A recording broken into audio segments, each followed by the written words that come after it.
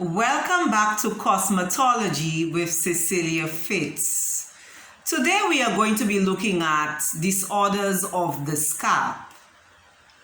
Some of the common disorders that we see in the salon as we do our hair and scalp analysis would be disorders such as alopecia, seborrheic dermatitis, pityriasis, which is commonly referred to as dandruff.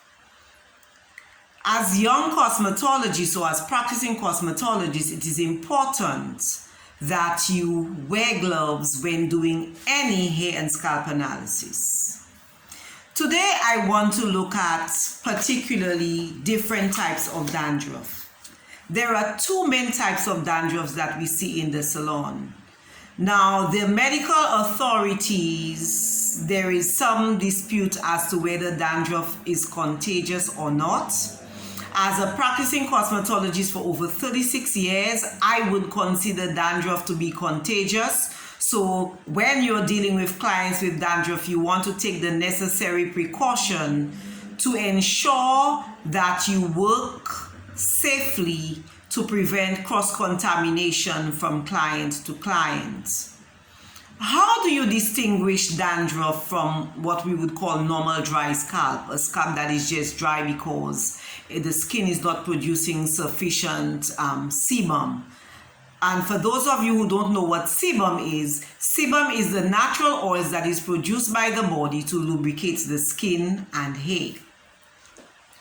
We have two main types of dandruff, which we refer to. The first one is pityriasis capitis simplex. This type of dandruff is usually dry and scaly.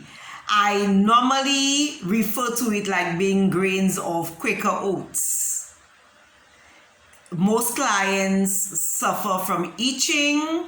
If you take your comb and you scrape it out, sometimes the scalp tends to bleed.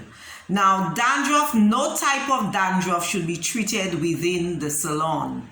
Any client who have any skin disorder should be referred to a dermatologist. I repeat, you should not be treating or prescribing anything for anyone who have any type of dandruff.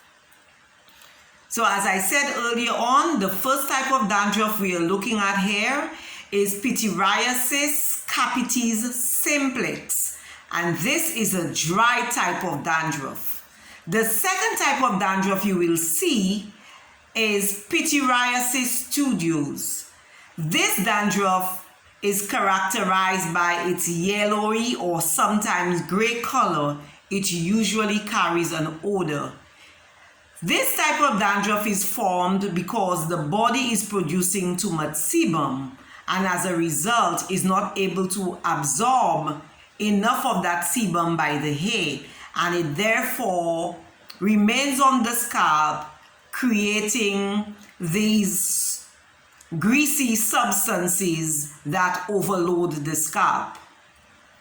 All of these treatments, dandruff treatments, should be prescribed by a dermatologist. The dermatologist may recommend various medical shampoos and ointments that you can apply for your clients when they come in for their service. So it's important to recognize the difference between dry scalp. A client's scalp might be dry, just like your skin might be dry because it doesn't have sufficient oil. But try your best to be able to distinguish between dry scalp and pityriasis. We also have clients who come in who suffer from seborrheic dermatitis, and seborrheic dermatitis is one of the easiest for us to recognize because you usually have this footprint around the hairline, which looks like some rough edges around the hairline. Some clients who have psoriasis, we also find them having it in their eyebrows as well. Sometimes it tends to grow on the skin, on the face as well. So all of these clients would have to be referred to a doctor. Treat them as contagious disease, even if you are not sure.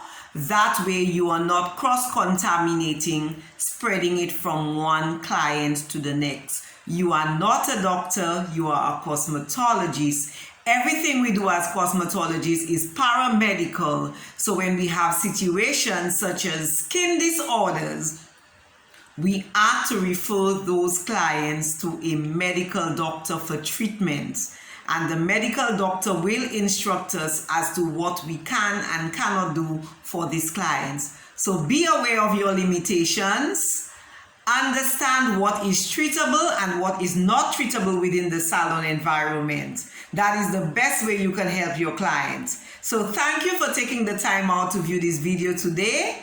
If you like the content you see, subscribe, share, and like. See you next time.